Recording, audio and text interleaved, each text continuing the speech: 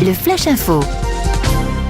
Nucléaire hier lors d'une réunion de la commission locale d'information qui a réuni au Pieux représentants d'EDF et élus locaux, le directeur du chantier de l'EPR Antoine Ménager a annoncé que les premiers essais sans combustible du réacteur nucléaire de nouvelle génération auront lieu au second semestre 2015. L'électricien table toujours sur une mise en service pour 2016 et accuse un retard de 4 ans et son coût prévisible a presque triplé à 8,5 milliards d'euros.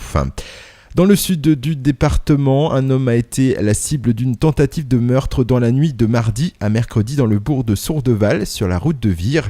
La victime est un homme âgé d'une trentaine d'années. Grièvement blessé par arme à feu, il a été immédiatement transporté au CHU de Caen. D'importants effectifs ont été déployés pour tenter de retrouver l'auteur du coup de feu. Hier après-midi, 3 personnes auraient été placées en garde à vue à Mortain, Bressé et Sourdeval.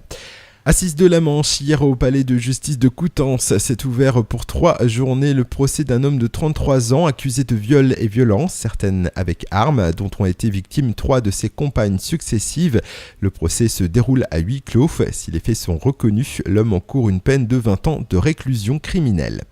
Crise du lait, les agriculteurs organisent des actions nocturnes à Intermarché et Agrial à Saint-Lô, Leclerc à Agneau, puis Super U et Elévire à Condé-sur-Vire. Tous ont été la cible cette nuit d'une trentaine de jeunes agriculteurs de la Manche. Résultat, des caddies ont été empilés et des façades ont été taguées. Une façon d'avertir la grande distribution et les transformateurs de lait que les agriculteurs entendent peser dans les négociations du prix du lait menées actuellement.